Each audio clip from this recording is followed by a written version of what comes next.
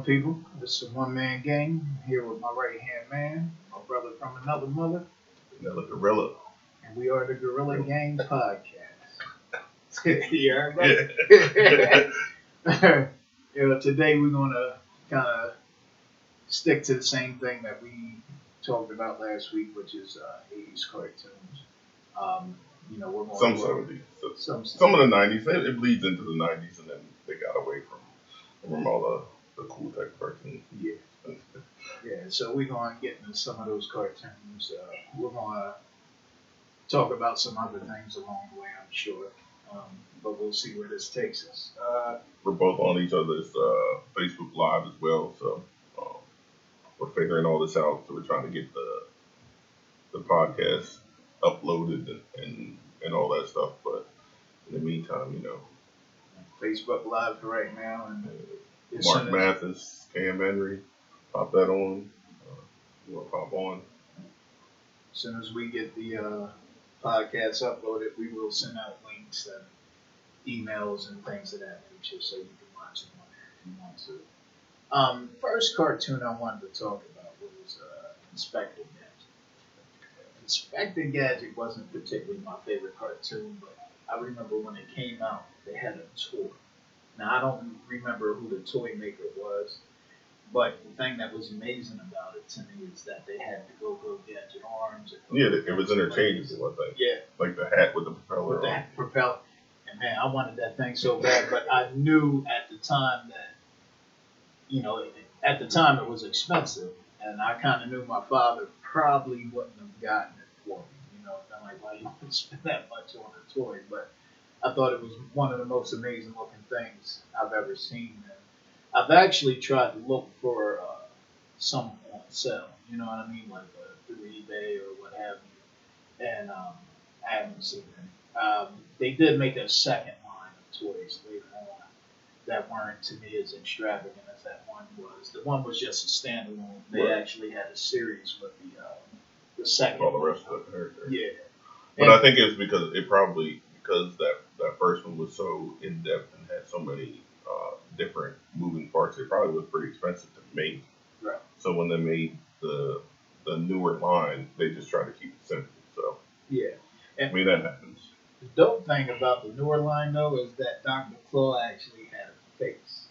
And remember in the I cartoon, never saw his face. yeah, in the cartoon they never showed his face. So if you can actually get a hold of that second line of their toys, you can see Dr. Claw's face, which was actually normal. I kind of expected him to be deformed or something because they never showed him on the cartoon. Well, not only because of that, it's the way he talks. Yeah. Gadget! I'll get you, Gadget. Yeah, that's one of the easier impressions. Yeah, well, that's what I can do. So don't take away the glory. All right, I'll let you. But Inspector Gadget was started in 1983. It was actually started the day before what I guess it would have been my fifth birthday.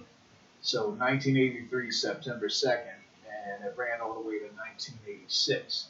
It was created by a company, believe it or not, that was called DIC.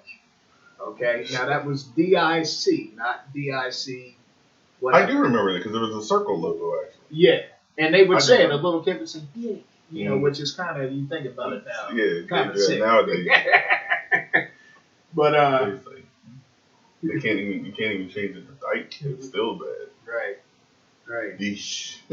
Something, I don't know what they would have to do. They change the logo or something. If I understand it correctly, I know they ran Inspector Gadget simultaneously in America and in France. So I don't know if it was a French company name and culturally they just didn't get it or what have you. But somebody on the U.S. side should have been like, hey, this might not be appropriate to name our company. But Inspector Gadget was cool because he was almost in ways like what's the Pink Panther Inspector's name? And Inspector Clouseau. Yeah, how they were kind of both like idiots. And Yeah. Penny, which was Inspector Gadget's niece, and the dog Brain would actually really solve the cases. And Inspector Gadget, of course, thinks that he done it because he didn't know Penny. Well, he would bumble his way through, and yeah, they would do the smart stuff, and he would do the when they needed to get out of trouble, he'd be there to save them. Yeah. And the bad guys were actually known as an organization called MAD, and I just found out that it actually meant mean and dirty. Okay. I forgot all about. Dr. Claw was the leader of MAD. He had a cat that would make a bunch of noise or whatever, and he would pet it all the time. He had a metal hand or what have Do you. that Godfather thing. Yeah, pretty much, yeah. So it's funny they had a dog cat, that dynamic of dog and cat. Yeah, but I don't think they ever I actually agree, right? met or fought or anything. If they did, I forgot I about don't even remember Dr. Cole and Inspector Gadget ever actually being in the it. same Same room. room, yeah. Now, Inspector Gadget had a boss named Chief Quimby. Now, I don't know if you remember, Chief Quimby would always get him his messages for what his mission was. And, it would self destruct. And I think Inspector Gadget always found a way to kind of You throw remember the bomb right back at the on last. him. Yeah. And Quimby would, get blown up from it or what have you. You would think that he would stop doing that. like how many times is this you gonna blow my ass up before I learn my lesson? Don't send a no exclusion message. All right, now the funny thing is Inspector Gadget, the original one, only ran for 2 seasons. I'm pretty sure they did different variations of it later, if I'm not mistaken. And they made the terrible Matthew Broderick movie, which I don't think I've ever seen in its entirety, No. because it's trash. So without even seeing the whole thing, I already know it's trash. But I think it was one of those ones that's meant for like somebody that's like 5, 6 years old. Like around that time, they started making a lot of those cartoons into movies, like Richie Rich. Yeah. They made Richie Rich, which was terrible with Macaulay Culkin. But see, I hate that. Why wait so long?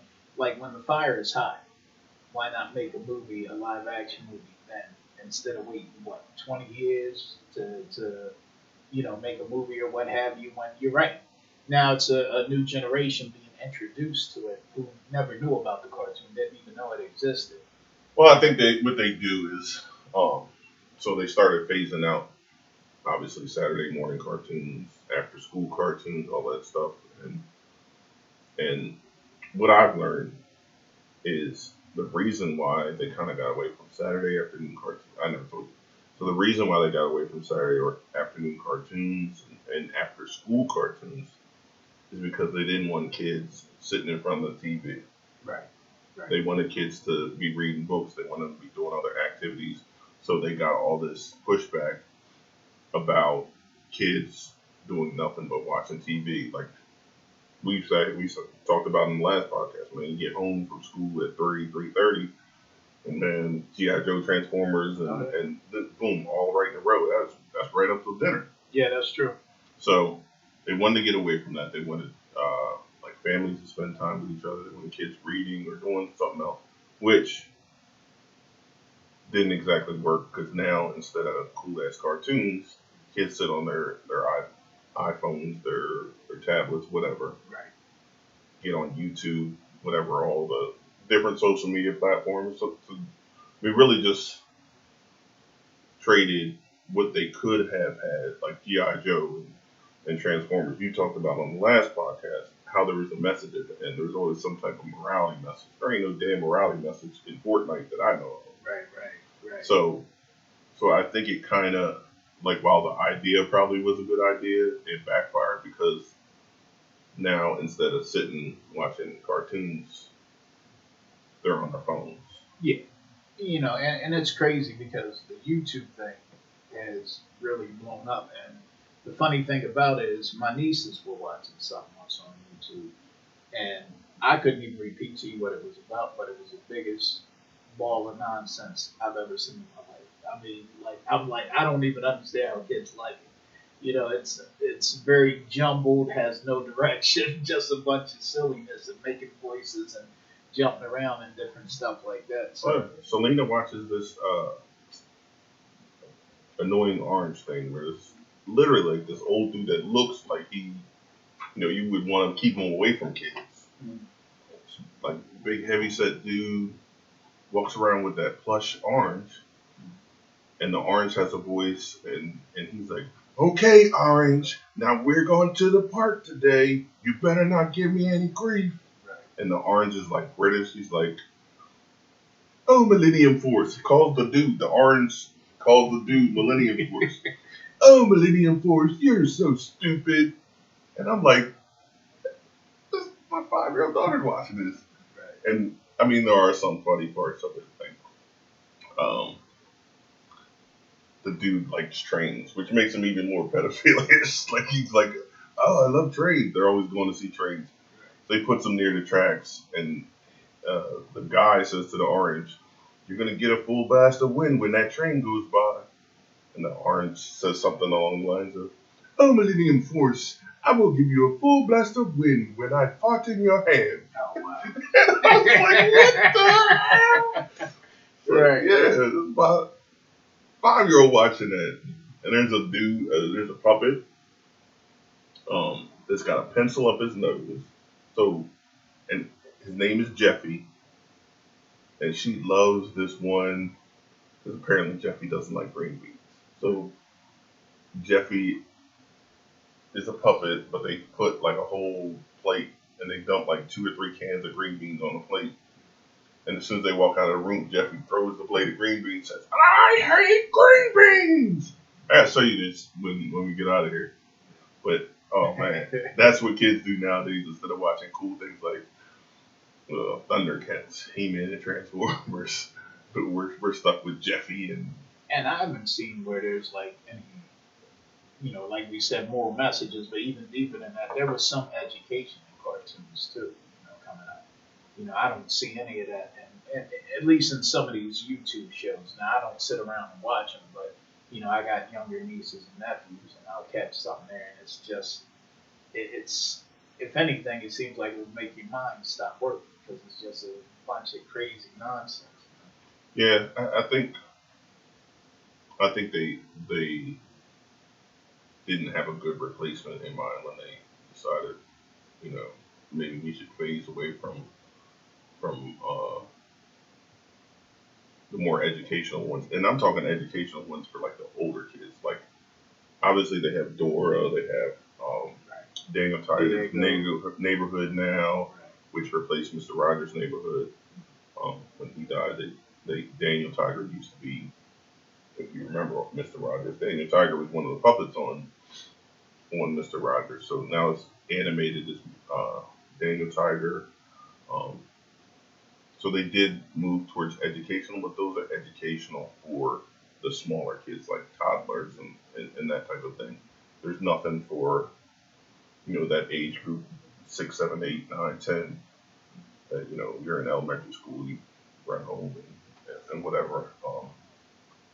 So I think they made a mistake by not filling that void, and now we're stuck with the social media generation, which, it is what it is. Yeah, real quick, slide off subject just a little bit. My brother-in-law had tuned on to Facebook Live, and he's a Cowboys fan, and I'm a New York Giants fan. And he said, something about, there you go, talking about the Cowboys. I will never talk about the Cowboys on the show unless I'm Well, you just did. unless I'm trashing. I just wanted to give that warning out there. There will be no talk other than this right here about the Cowboys. And Aaron here is talking about, is this a miniature can of soda? No, it's a regular can of soda. To my benefit or detriment, I just have extremely large hands. It just is what it is. But yeah, that's funny. That's funny. But so Inspector Gadget, one of the things I want to talk about, which I told you before the show, was what are some of the cooler weapons that not even weapons, like, well, they were weapons, I guess. I mean, they obviously weren't used to kill anybody. Right. But some of the cooler gadgets, I guess you could say, that some of the shows had. And I had a quick list. He-Man had the power sword. She-Ra had the second half to the power sword. Thundarr the Barbarian had a laser sword, which I think was a combination of a bunch of things, including Star Wars. I know there's a sword thing, but Lion-O had the Sword of Omens. You was talking about Panthro too. Panthro had the nunchucks, one shot ice, one shot fire. that was my favorite. Yeah. Panthro, period. You know. I remember I wanted to tweet just for those nunchucks. And if you remember, I don't know if it was just one episode, but the I don't know what you call it, the thing that he wore, the spikes like shot out and like Oh, okay. let him like What would you call it? Chainmail, I guess. gauntlet. Nah, gauntlet's on your wrist. But speaking of gauntlets, Space Ghost had those two gauntlets, which was messed up because Space Ghost is the adult. He had Jace and Jana, maybe I think that was her name. Mm-hmm. But the kids had zero weapons. Right. Like they go in a fight, the kids have no weapons. Space Ghost is like fully loaded with weapons. Like these kids are y'all are young. I guess that was the focus, you know. Well, they could turn invisible. Okay. I forgot that they were able to turn invisible. It's been a long time since I saw Space Ghost. You know, that was part of that USA. You know, depending on what part of the country you're in, I guess that was part of the whole USA cartoon lineup, which I actually liked a lot of cartoons out there, except for GoBots. GoBots might have been the worst thing I ever. thought, besides the Cowboys, the one cartoon we would never tell about was GoBots. I thought we decided that last. Oh, that we wouldn't talk about? Yeah, I thought. Oh, sorry, it came up. But the funny thing about it, it had the worst theme song ever. There was 2 words in the whole thing. The GoBots, and that's the whole song. It never changed. It was, don't watch the GoBots. If you curious, you've never seen it, don't watch it. Do not watch the GoBots. It is the worst fake Transformers ever. The bootleg Transformers. Oh, God. I think they call them like, the toys were even worse than that. Yeah, the toys were bad. I had Leader One, and it was bad. Terrible. I mean, I don't think they were expensive, but they weren't. Like, I think the villain's name is Cyclone. Something, I don't know. Really, I don't know. He's some motorcycle, but the tire disappeared, and it was stupid. It just wasn't very well put. It was dumb. Yeah. But the other weapons can you think of? Oh my goodness. I know we talked last week. You said Bravestar had not the horse, but they had like different rifles, different like old. Yeah, style. but see, I liked the horse was named 30-30. He had like this musket thing. The reason why I liked it so much, it was really powerful. Mm-hmm. Like he'd even shoot it and almost, kind of fall back from how powerful it was. I just 30-30 period was a good, in my opinion, his favorite character all over. Then the bad guy, I forget the one, kind of had the robot arm that was a shotgun. Yeah. You know, he would quick draw or what have you. That was just pretty cool. You know, not necessarily the weapon, but it was just pretty cool that he could do that or what have you. I'm racking my brain trying to think of some cool. I'll tell you the most obscure, but my favorite weapon of all, and everybody will laugh at this. So. Back in the 60s, 1966, and I'm not that old. They just reran it when I was a kid. So it was a show called Mighty Heroes. They had Strong Man, Cuckoo Man, Tornado Man, Rope Man. Everybody was something man. Every episode was named after whatever villain was in that particular episode. The Shocker, the Demonizer, the whatever. So there was one character that was a baby, Diaper Man. And had a voice that was like Popeye almost. If you remember, if you ever watch a YouTube, Diaper Man sounds just like Popeye. Has 1 tooth, red hair, uses his blanket as a cape, and his weapon, believe it or not, was his baby bottle. Like he would suck on it, and then he'd turn around and grab it by the nipple and pop! He would hit people with the nipple or spray milk in their face. Maybe that's one of the first cartoons I remember, and maybe that's why it's my favorite. But I just thought it was hilarious that the baby bottle. Because yes, when I was a little kid, I did try that with a bottle because I had a younger brother and he was on bottles at the time. So I did try it with the bottle, and no, it didn't work. And yes, it will get your ass beat trying to do it when you get caught. The funny thing about that cartoon is I actually, I saw it when I was younger, but I kind of forgot about it. Me and you had a conversation. It up, and as soon as you showed me on YouTube, I'm like, oh my goodness, yes, I remember that show. I'm pretty sure my brother, my older brother, remembers it pretty well because I think that's why I saw it in the first place. They re-released it a couple times. Um,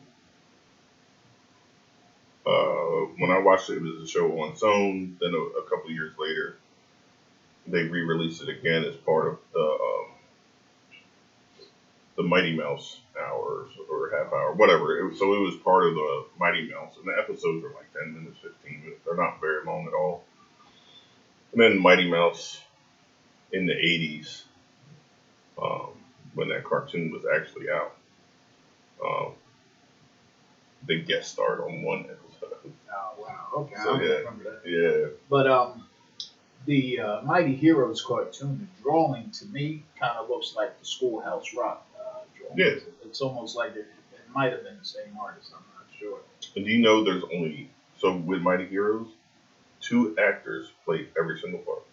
All they had was 2 actors. Gotcha. Between the 2 of them, they were Rope Man, Cuckoo Man, Strong Man, Diaper Man, all 2 actors. I know a lot of the cartoons usually have, actors, voice actors playing multiple characters, but I didn't know they only had Yep. 2. Speaking of Schoolhouse Rock, interesting thing about them, and this is still kind of 80s based, but I don't think I ever watched that, but go on. there was a singer who used to sing the songs. He actually joined a group later called Change. Okay, Change was where Luther Vandross actually got his start. There's a song called "The Glow of Love" that people mistake as Luther's solo song. It's actually when he was in the group Change. Okay. So the other singer that was from Schoolhouse Rock, Change had a song called "Lover's Holiday." If you get a chance, go on YouTube. It's on there. Look it up. And he was a part of Schoolhouse Rock, so I thought that was kind of interesting when we brought it up. I was like, oh, that's a nice fact. Right. So all you Luther fans, go check that out. So speaking of multiple actors, one of the other of my favorite cartoons growing up was Super Friends. Yeah, I love Super Friends. I think there was 8, maybe 9 different seasons of it, and there was, I think 6, 7, and 8 only have 9, 10 episodes. That was it. It was like really short. But speaking of characters playing multiple roles, that on Super Friends, a lot of time, like the random dudes, like the police chief was also Superman, or just the random people. Maybe not the villains, but all the extras, like a bank teller, for example, would be the same voice as Green Lantern or whatever. But the couple episodes that I liked the most, I was always a Robin fan. I remember in like 4th, 5th grade, I think my mom made me a Robin costume that was exactly like the Robin. Yeah, you were telling me about that. Except for the fact that I had to wear tights or nylon. I don't know what they were, pantyhose. I don't know what it was. But I went to Bancroft and there was a parade, so you would march around the school. You did like a parade around the school. And because I had on tights or nylon or whatever the hell they were, I would not go. I stayed in the classroom with the teacher's aide or whatever. But it was an awesome costume. And she ended up throwing it away because I would wear it so much at home. Like I would try to go outside. So my mom ended up throwing away this awesome Robin costume. But so my favorite episode of Super Friends, it was like a Frankenstein episode. So all the Dr. Frankenstein, he created a Frankenstein. The Super Friends beat him like immediately. Right. So he went back to the drawing board, and what he did was he captured all the Super Friends and put them all on the table and transferred their powers into this Frankenstein monster. So Robin was the only one that wasn't there. So what they did is they used what little remaining power they had and transferred it into Robin and created like a super Robin. So Robin had everybody's powers. And he got bigger. He was like big and husky, and he ends up fighting this Superman or the Super Friends Frankenstein, which I just like Robin, so that made. And just to go back a little bit, in case there's anybody on here who wasn't around during the cartoon, Super Friends were most of the DC characters, and the cartoon, it was a show they ran. Do you know how many years it was ran? Yeah, like it was like 8 or 9. 8 or 9. Okay. So it started in like '73, and I think the final year was like 86, Then they always 87, something like that. and they always started off with in the Hall of Justice. That was only so they changed the theme song quite a bit. In the very first one, and maybe the second one, the dude, he had an awesome voice. In the great hall of justice, gathered together, you know. And then they changed it the second year, and gathered. It was just gathered together in this great hall of justice, and blah blah blah. But yeah, the first year was Wendy and Marvin. They had Wendy, Marvin, and then the dog. And to be honest, that's the one incarnation that I don't like. Because they had Wendy and Marvin served no purpose. They were goofy and always get in trouble. And most of the episodes were Wendy and Marvin, and Super Friends end up having to save them, which was stupid. And then the next year, I believe, is Challenge of the Super Friends, where it was the Legion of Doom versus the Super Friends, which was cool because then you saw a whole wide variety of not only heroes but villains. You got Grodd, Cheetah, Black Manta, Sinestro, Lex Luthor, Captain Cold. Bizarro in there? Bizarro was in there. You bet Bizarro. Now, did they parallel Spider-Man and His Amazing Friends around the same time? No, because that was at the same Spider-Man. time? No, Spider-Man and His Amazing Friends was around 81, 82. Okay. So by then, Super Friends, had been around for almost 10 years by then. Gotcha. But yeah, so that was around the time I think Marvel just came out with a couple of shows. They started doing the Incredible Hulk, which is that 1982 Incredible Hulk is my all-time favorite intro to a cartoon. It's just like these big timpans, doom, doom, doom, doom. So yeah, that's like my all-time favorite. The episodes were terrible, but the intro was great. So yeah, they weren't together, but it kind of was the start of Marvel with cartoons, and that's a whole discussion. I personally feel like DC has always made better content, TV content, than Marvel has, and that's even live action shows.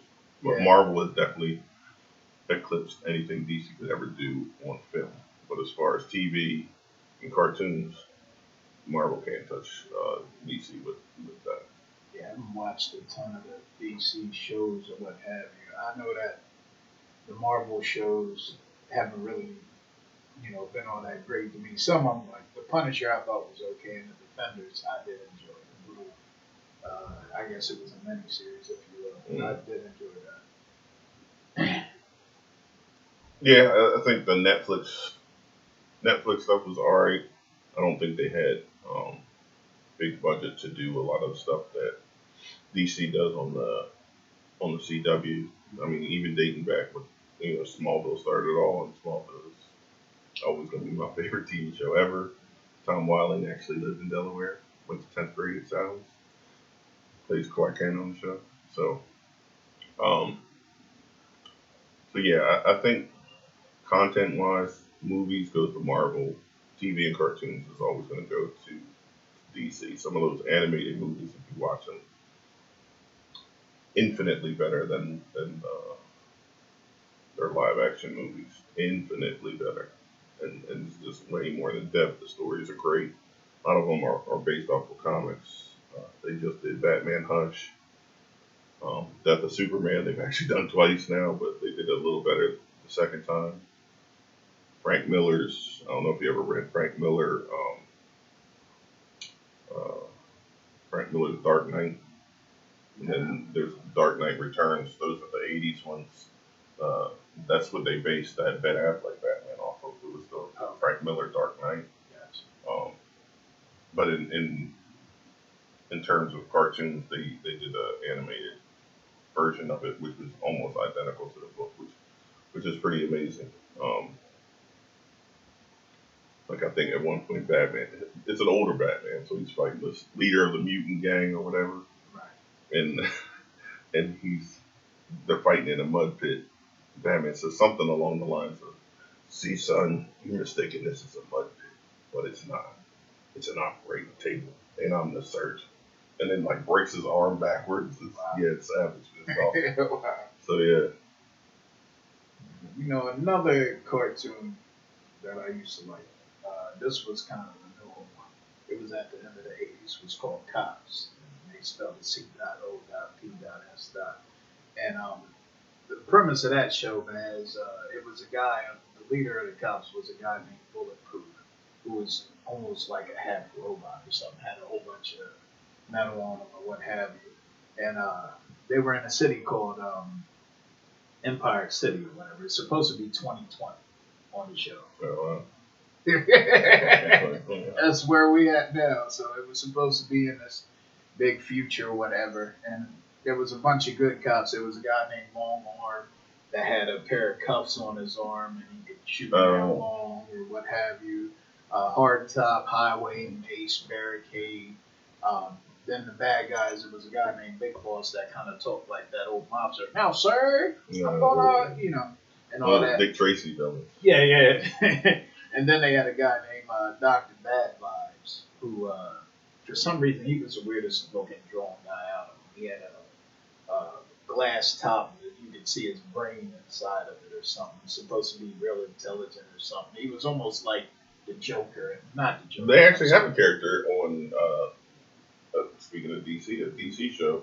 I can't remember his name right now, but yeah, he's on there. Same exact thing, like literally a face, and then his brain is cut out. You can literally see his brain, but it's like a plastic or a glass top that lets you look right through. So. Gotcha. Yeah. Yeah, he was almost like, I said the Joker, but I meant he was kind of like the Riddler. He's, well, clowny. Yeah. But like the Joker in the old Batman. Rock Crusher was this big, muscular guy who wore the old stereotypical gel suit with the stripes and what have you. The arms were cut off or whatever. One of my favorite things associated with the show, and once again I'm going for toys, was the toys. I thought the toys were very well made. My oldest brother actually, had bought me a bunch of them for my birthday one time. I remember my nephew got mad because he got me the cops, but he also got us both these little plane things you could throw or what have you. And my nephew was like, it was cool, I got the plane, but I didn't get the cops or whatever. So that was for me, man, for my birthday. On your birthday, you'll get something.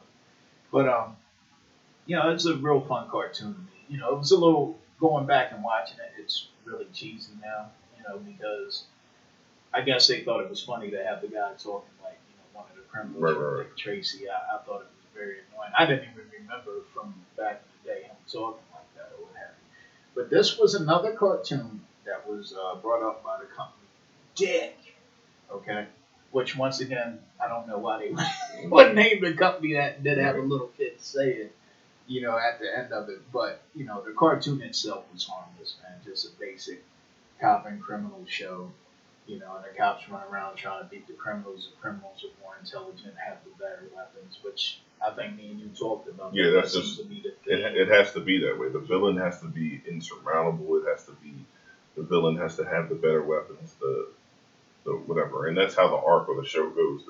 The hero's getting his ass kicked for the first part of the show, and then the hero or heroes have to find some way in the end to come back and defeat the villain with less stuff or less powers or whatever the case may be. So that's just the way any arc of any comic, any cartoon, whatever. I forgot in the cartoon as well, they had a character, it was a rough looking female character. Her name was Misdemeanor. Yeah, and it was wild because the way they said it almost sounded like they were saying Mr. Meaner. Right. And she kind of looked like a dude, man, to be honest with you. So, I'm pretty sure that was done on purpose or to be funny.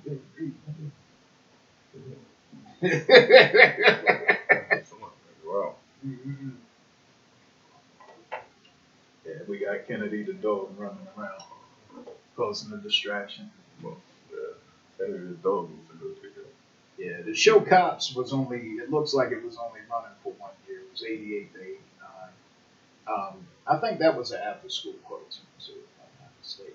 I don't know. I never saw it. Yeah, well, you were like you said before, you're a little bit older than me, Right. so you were probably out of it by then. I remember rushing back to get it. Like I said, I used to collect the toys when I could get them, and like I said, they were very well made. Matter of fact, I've seen them on eBay as well, out of the packaging. Right. Out of the packaging, you can get them for like $6. Inside the packaging, you're talking about anywhere from 70 to 85. The thing about the toys, they created toys that weren't even in the cartoon. There's extra characters in the toys. So, unless I had stopped watching them. Right. Yeah, generally they make more characters on the show so that you go to the store and because that's kind of like the premise and that's kind of how those shows went. Like, let's cartoon, let's throw some more characters in there, and then kids can go out and make the parents buy them. And we talked about go to Kitty City and Kitty City, Kitty World, and get the toys. Because I know when Superpowers. So I'll tell you this. I remember this. So I remember I had quite a few Star Wars. That old Kenner line of Star Wars figures. And I kind of grew out of the Star Wars phase, like the toys, and I wanted Super Friends, and I had way back in the 70s. I had those Mego ones where they had the plastic mittens, and you could take their clothes off and all that. But they got lost over time. So like 80s, I got all those Star Wars action figures. I had the C-3PO carrying case, the X-Wing snow speeder. What's up, Ryan? I had the Millennium. Yo, Stransky. It's my favorite damn toy and my almost favorite part of Star Wars, and I can't even say the damn name. It's the Millennium Falcon. So I had that. Favorite toy ever. So I had all this stuff, but I wanted Super Friends. They didn't make Super Friends. Right.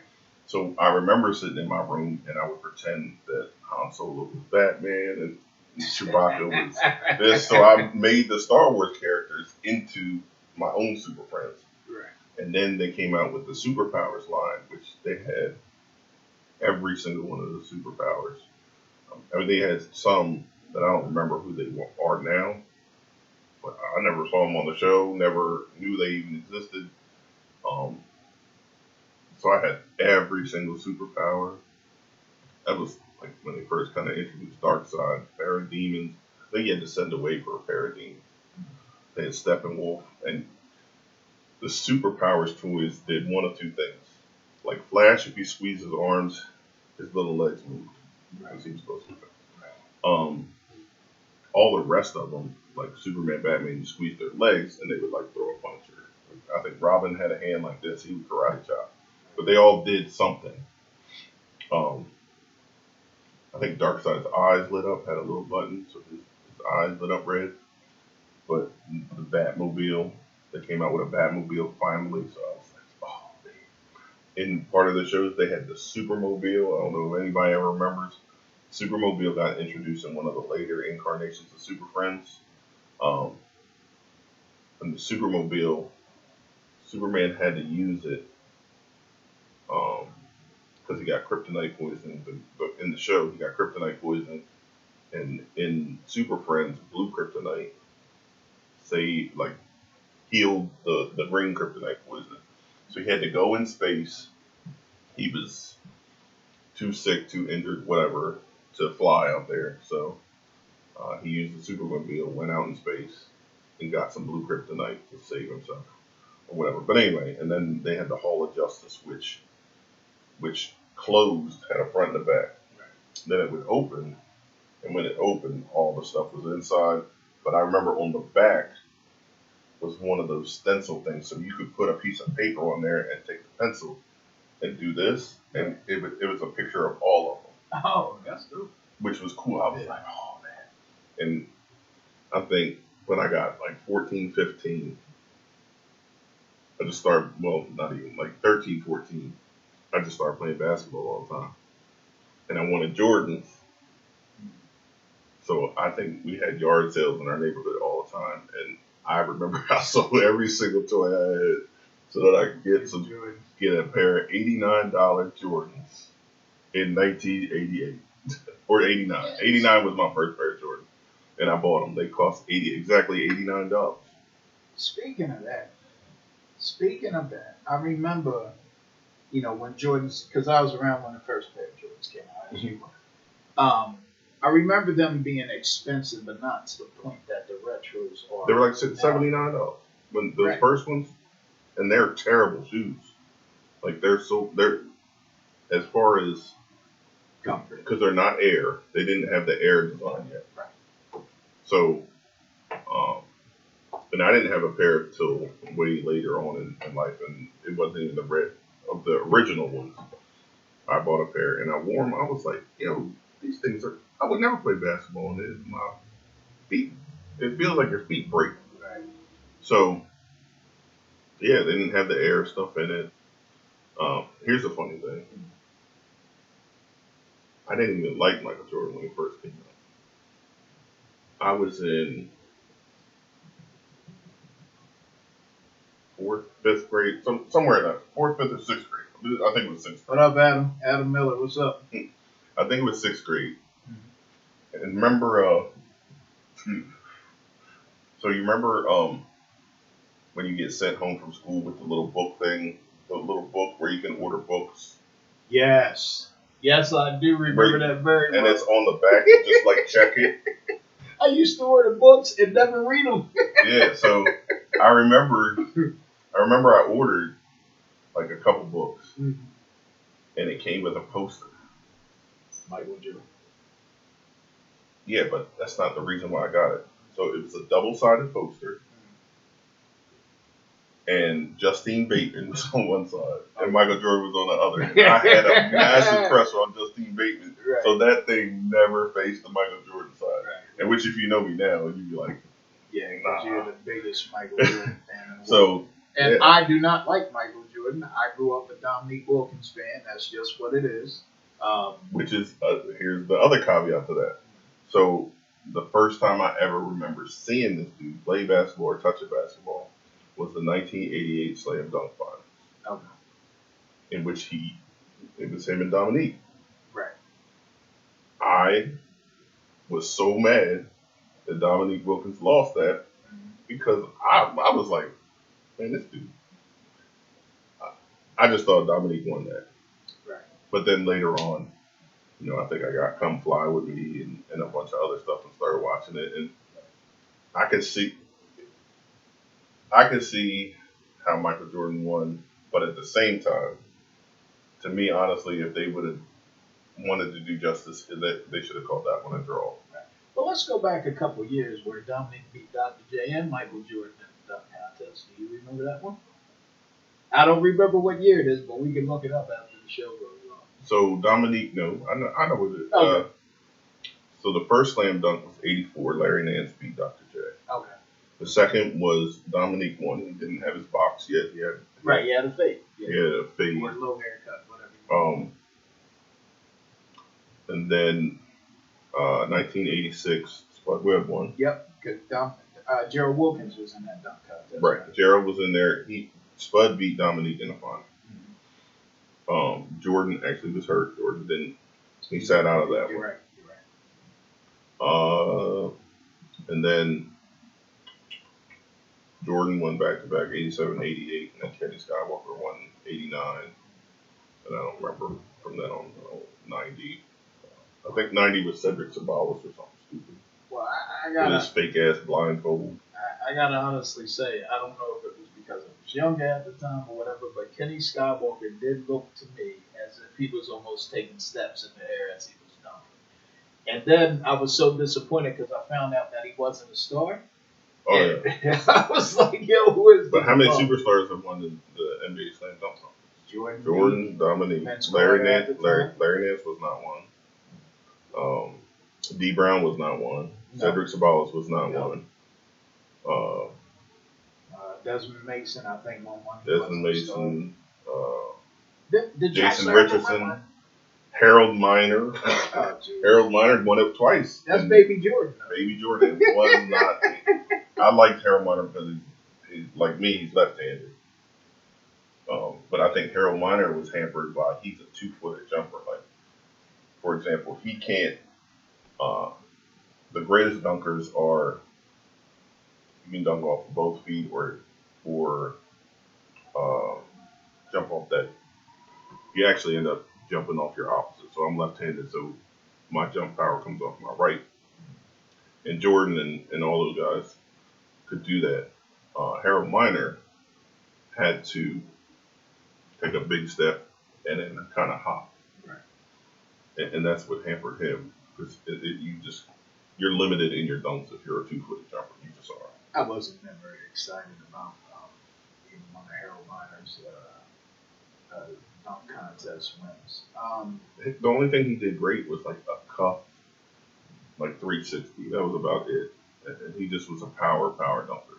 That's about it. While we're on the subject, who do you think, out of all the ones you've seen, because I'm sure there's some best, who do you think had the best dunk contests, dunks, or package, if you will?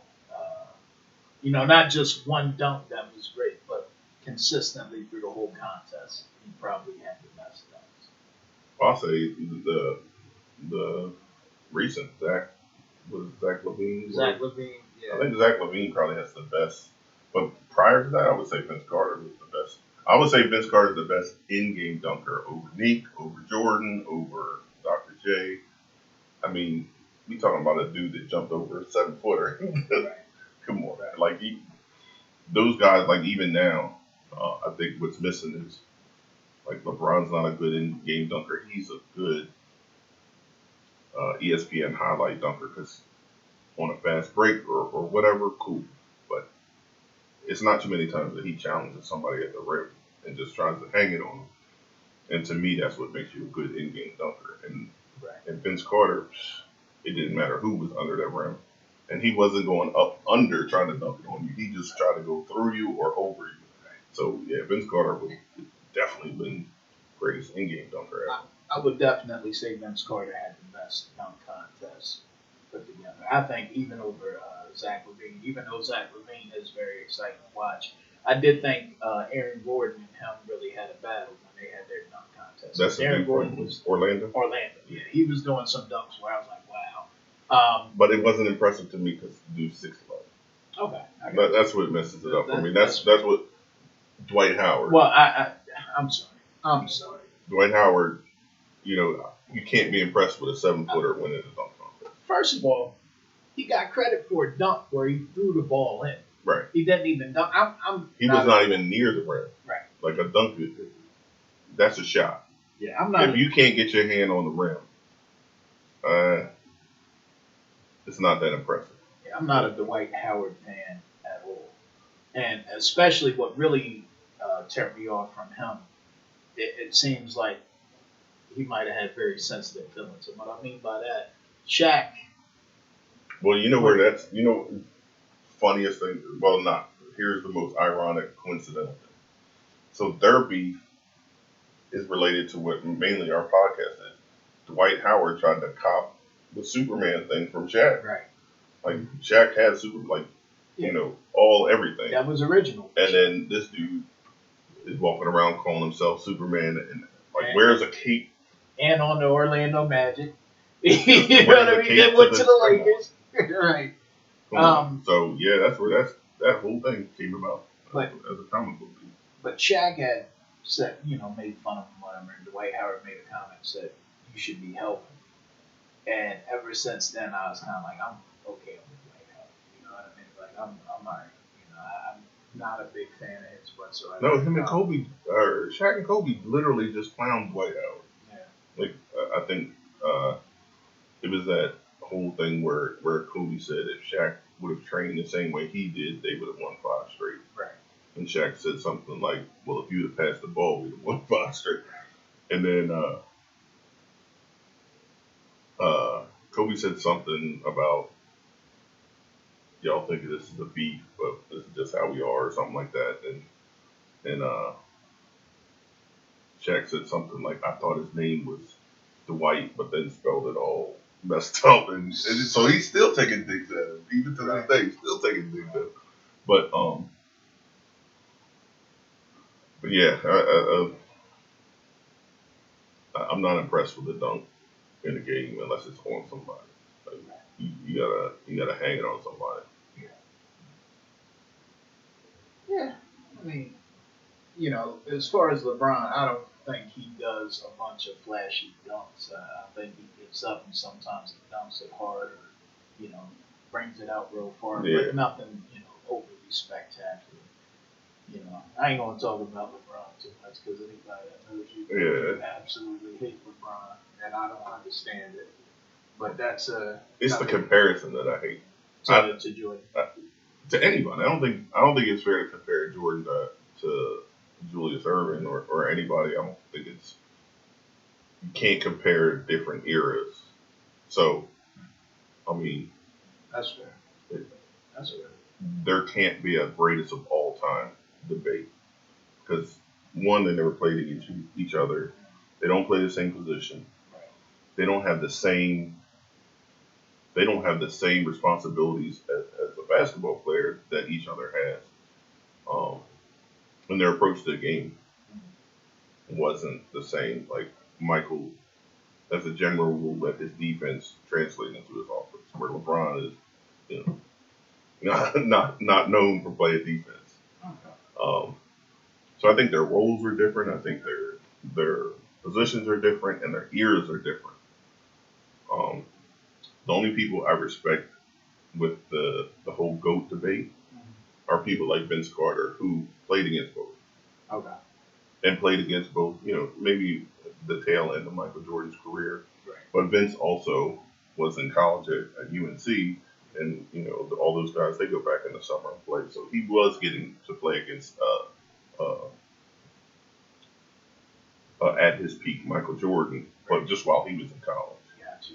So I think it's fair for him to be able to have that comparison. Vince Carter is a guy. Ray Allen is a guy that can have that comparison and respect his opinion. But there's so many guys like Isaiah Thomas and Bill Laimbeer and those type of guys who, we know they hate Jordan. Right. And it's just, I think LeBron would be. But, Jordan hates Isaiah so much he kept him off the first Dream Team. Well, they said that, but I think it was more Scottie Pippen. I think Pippen hated him a little bit more. Oh, your man Book said Michael Jordan thumbs down. Oh yeah. So Booker's problem with Michael Jordan. All right, I'll tell you this. Booker's problem with Michael Jordan is from the social aspect that Michael didn't do as much for communities. But that's not true. If you go back and you actually look. So here's the problem with that argument. There wasn't social media. There wasn't a lot of like LeBron's on Twitter or on Instagram or whatever, opening schools and stuff like that. Right. But if you go back, Michael Jordan has donated to Wilmington, North Carolina, like just North Carolina in general. The police funds, all that stuff. But still, it's coming from both sides. You have to understand the man's father was murdered. Yeah. So, I mean, he had to have like a good relationship with the police just to go through that whole thing, because that was not only emotional for the dude, it was tough because they had to find the killers first. Okay. And then they had to go through a trial, and I think one of them kind of snitched on the other, and so that whole thing, and you're Michael Jordan, you got to deal with that. That's a lot. So I don't fault him, and I don't think at the time, like I said, that there was this whole everything you do. Like the dude just opened up a multi-million-dollar hospital in North Carolina. Yeah. They don't say, oh, well, Michael Jordan opened a hospital, LeBron opened a school.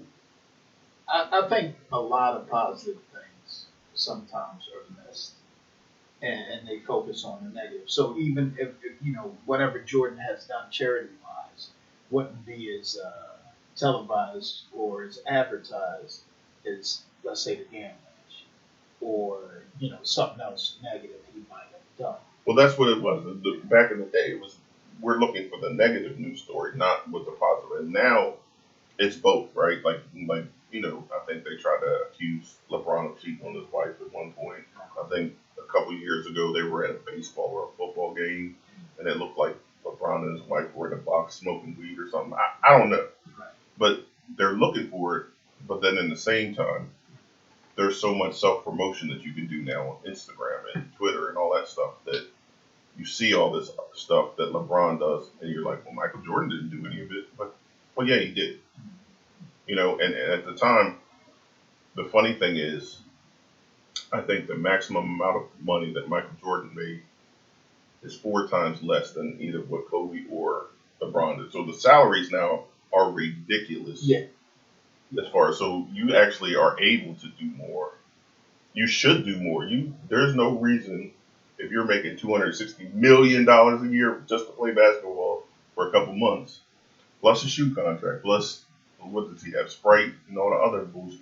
You should be helping everybody out. But you remember Mike actually talked about that, the salary. Remember when Larry Johnson got all that money? I don't know if he was on the Knicks at that time or still with Charlotte, but Larry had got a bunch of money. Larry Johnson got a bunch of money, and Mike was on Oprah. And I think it might have been an episode where him and Charles Barkley were messing with each other. And Mike had made a comment about that. I can't remember it verbatim, so I'm not going to try to repeat it. But he basically said that he could have obviously made the money that Larry Johnson had made. He wasn't worried about it.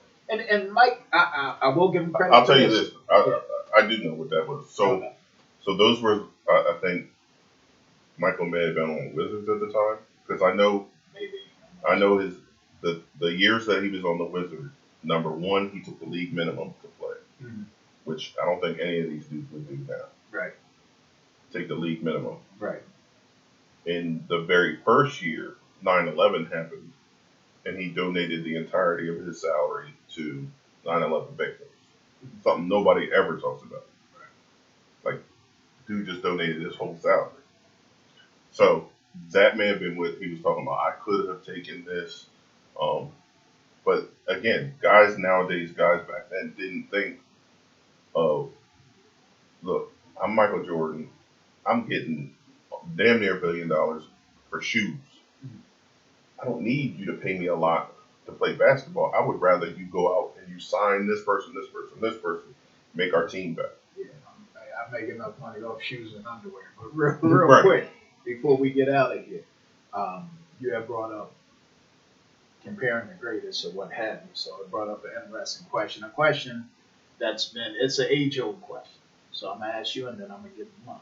Okay. If you had to do a top 5 by position, who's the greatest, whatever, center, power forward, small forward, shooting guard, point guard, who would you have? If you wanted to have your ultimate dream team, who would it be? And this is all players in their prime, right? All players in their prime. All right. I never liked this dude, but I think he's the most skilled, most technically sound center, and very defensive minded. So I would take Hakeem Olajuwon at center. Okay. And mind you, I never liked him. Love it. Either way, he was spelled A or the H. It didn't matter what his A. Love Hakeem Olajuwon. But he's talent wise, most talented. Had amazing footwork, defensively, everything. I would take Hakeem. A power forward, I would take Larry Bird. I thought Larry Bird played small forward. I thought Kevin McHale played power. I think they alternated. Okay, fair enough. Yo, Quasi, what's up, bro? Good to see you out here. At small forward.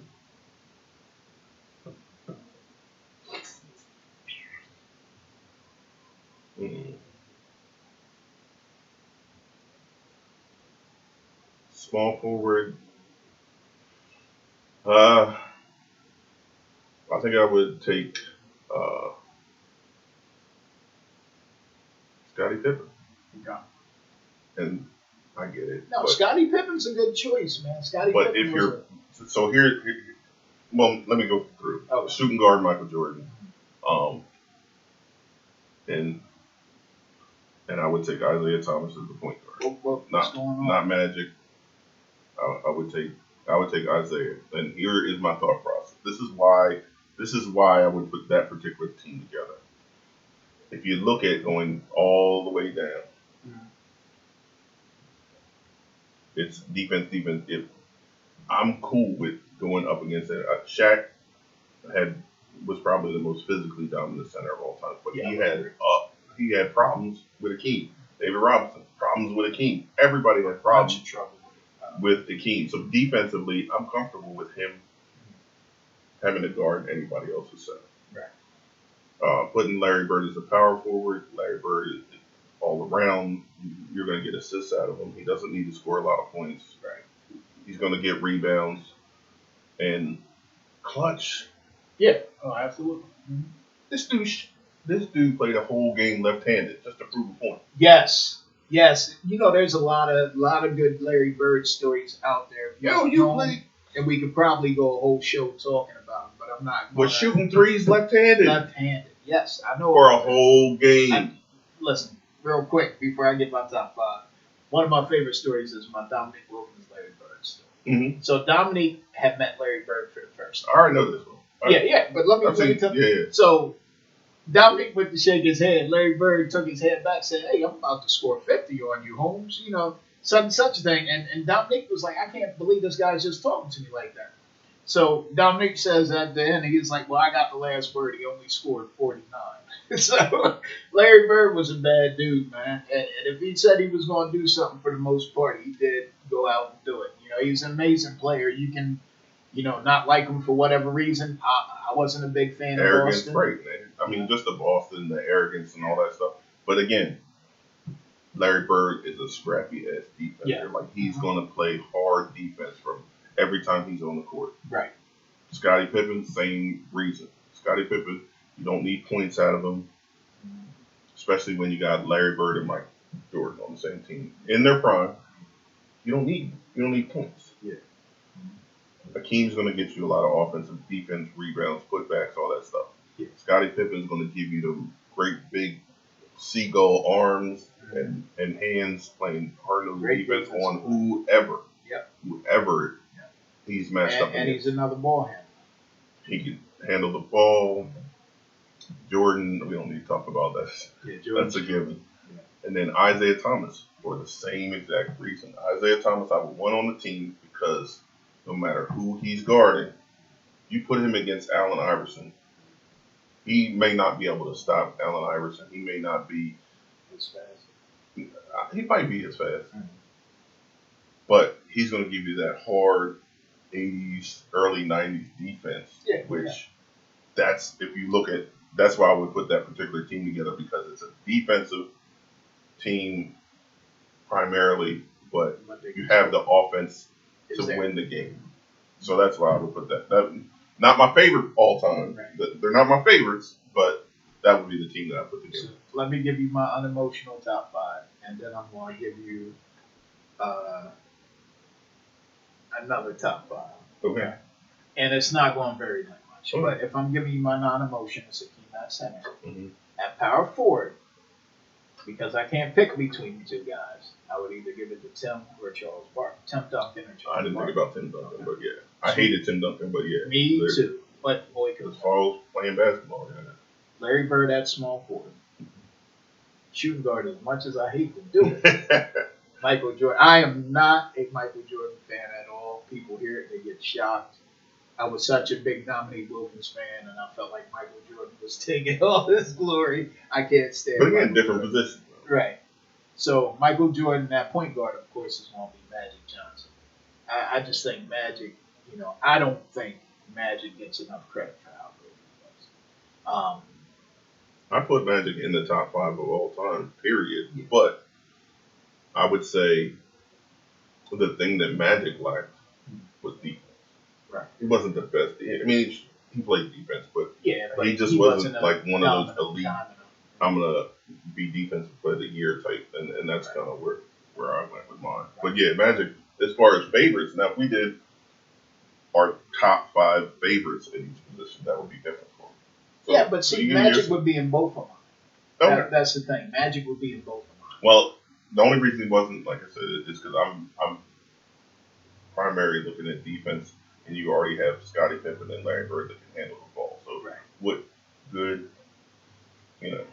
and Jordan, all three of those guys can bring the ball up. So I didn't really need another ball handler. So Now, if I did my emotional top 5, Mhm. okay. At center, I'm gonna trade out Akeem for Will Chamberlain. Okay. Yeah, absolutely. Because now, granted, I didn't see enough of Will, obviously. You understand? But just by his numbers and how athletic he was, like a lot of people don't understand that Wilt was athletic. I know. Well, a lot of people don't, unfortunately. Wilt, Will could bench press 500 pounds. and he had the high jump record at Kansas University. Matter of fact, I The think long jump. Was it a long It jump? was I the thought long it was a jump. high jump. No, it was. Well, I looked up his It high might have jump been the record. high jump too. Okay. But I know he had the long jump too, Yeah. like that triple jump thing or something like that. Well, picture it like this: Vince Carter jumped over a guy that was 7 feet tall, right? Mm-hmm. Wilt Chamberlain can put his back over somebody 6'6". Mm-hmm. You understand what I'm saying? Like Wilt was really the man, and from my understanding, Wilt had a bench pressing contest with Arnold on the set of Conan, whichever one he was in. I don't know if it was the Destroyer or the Barbarian. It was Destroyer. Destroyer. Okay. Yeah, because there's a picture of Wilt, Andre the Giant, and Arnold Schwarzenegger, and Wilt and Andre are holding Arnold Schwarzenegger up in the air by his arms. Wow. I'll show it to you. So you got Wilt. Power forward, I would definitively say Barton. Barton was one of my favorites coming out. Not emotional is Tim Duncan. Small forward. Do I have to say who it is? No, And small forward, Dominique Wilkins. But that's my emotional. Okay. Even though I hate to do it, there's no shooting guard that was everybody. You understand? I can't even really argue that. I could have one I like better. You know what I mean? But I can't argue that. Yeah, you can't argue the game aspect of it. You can't argue. And point guard is still going to be Michael Jordan. Imagine. Excuse me. Magic Johnson. Find out you don't like Michael Jordan and put him on your favorites list twice. I don't. I hate him. So mine would be very different. So mine, as far as favorites, at center, I would do Kareem. The reason why I argue against Wilt is the closest person to Wilt's size back in his day was 6'9". Okay. If you're 7'1", 7'2", and the closest guy to you is 6'9", you're supposed to be averaging 25 rounds a game and 40, 50 points a game. There's no one, and that was only Bill Russell.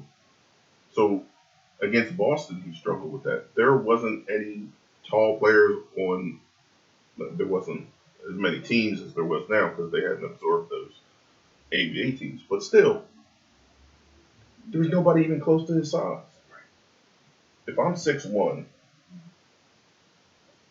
and you're 5'8", I'm gonna win. More times than not. Usually, the taller player wins. I remember it was terrible. A Kareem versus Julius Erving 1-on-1. They did it on pay-per-view or some horrible shit like that. Obviously, Kareem won.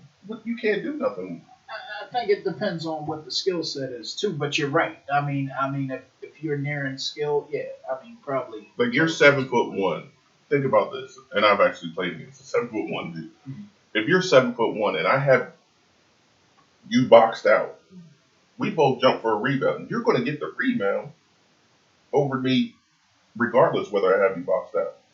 And it's not going to be a foul because you're going higher. So Wilt, obviously, he gets the ball, boom, he just puts it right back up. So I think Wilt had an unfair physical advantage. It's not his fault. It's not his fault, but it's explainable as to why he was so dominant.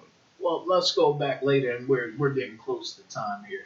We're actually over time. Well, shit, I'm too back in the basketball shit lost on me. But Wilt later on with the Golden State Warriors, the players were a little taller. Matter of fact, he had battles with Kareem, and from what I understand, Kareem was digging in his ass. But I think Kareem was how much younger than Wilt? Kareem was there pretty probably good. It was probably like a good 10 years between the two of them. So he did play against taller players later on, but from my understanding, even when he was, I think I said Golden State. I'm not. It's the Lakers, yeah. Even when he was with the Lakers, from my understanding, he was still balling. He was good, but he wasn't as dumb. You got to remember that team way back. I think the Chicago Bulls broke their record. That was a team that had Jerry West on it. Uh, That had that team. See, I've never even seen a highlight of Jerry Jamal West, but I Wilkes. heard Jerry West was absolutely ridiculous. Think Larry Bird before Larry Bird. Larry Bird before Larry Bird, gotcha. Like, I mean, he's the logo for the NBA. Richard Pryor even said, I wish Jerry West couldn't play ball, but he can play ball. So. Right. So I would go with Kareem. If you want to look at numbers, Kareem's the all-time leading scorer, all-time leading rebounder. They only started How many years did Kareem play? 20. That's a long time, bro. How many 20. people have played 20 years?